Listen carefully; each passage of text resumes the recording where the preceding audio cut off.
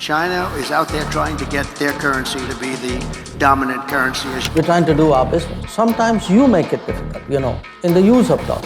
If we lost the dollar as the world currency, I think that would be the equivalent of losing a war. We have never actively targeted the dollar. The dollar was used as a weapon. Fears of a global trade war are rising after the US President-elect Donald Trump threatened India, China, Russia with 100% import tariffs if they try to create their own currency or support an existing currency to replace the US dollar.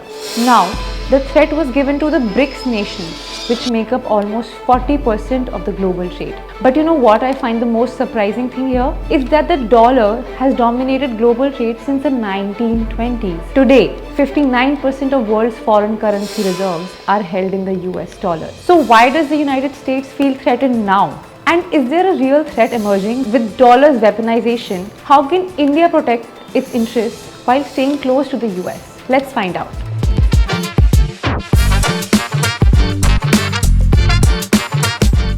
Hello and welcome to Cut the Noise, a show where we decode market trends and uncover insights that matter the most to you. Ever since Donald Trump became US president, tariffs have been a hot topic. I use sanctions very powerfully against countries that deserve it. The US dollar has been dominating the global financial infrastructure for a long time. The US dollar dominates systems like SWIFT, which are essential for cross-border financial transactions. Even the most crucial commodities like gold and oil are mostly bought and sold using dollar. Two moves in the 1970s cemented the dollar's dominance. First, the US disconnected the dollar from gold, allowing its value to rise and fall based on supply and demand. Second, it convinced oil giants like Saudi Arabia to trade oil exclusively in dollars. And today, the dollar dominates the global trade, accounting for more than 90% of transactions. Now, this dominance also gives US the power to impose unilateral sanctions on any country that does not align with it geopolitically,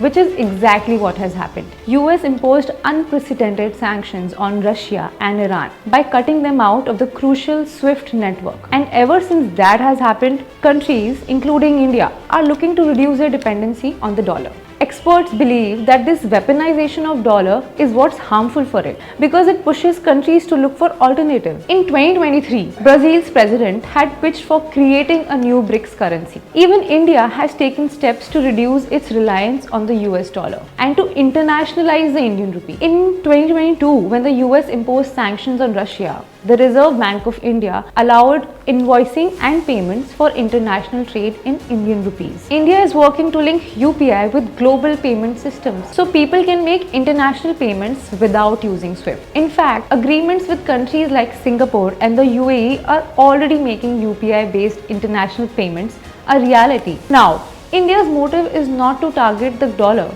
but India does have a major issue. Listen in. I will tell you is a natural concern we have. Okay? We often have trade partners who do not have dollars to trade. We now have to look at whether we forego dealings with them or do we find some settlement which works. There's no malicious intent vis-a-vis the dollar in doing this. With the changing geopolitical scenario, India needs to protect its own interests, but with caution. Experts say that India needs to engage with the US diplomatically. You see, the US needs to understand that using different mechanisms is not necessarily anti-American, but a way to create more balanced financial system. And nations are doing just that. Russia's SPFS and MIR and China's CIPS are being used to challenge the dollar's dominance. And this will keep happening if the US continues to weaponize the dollar. But what if Trump decides to impose these tariffs? Well, for starters, it could backfire economically.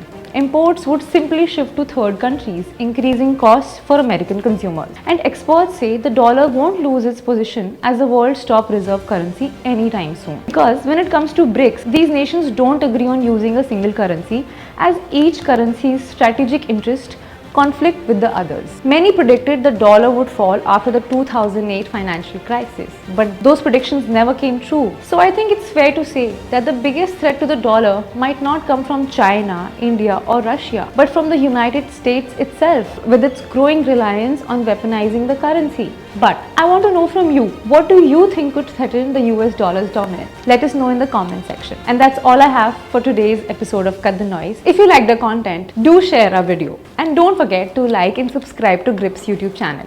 Thank you. Investments in debt securities, municipal debt securities, securitized debt instruments are subject to risks including delay and or default in payment. Read all the offer related documents carefully.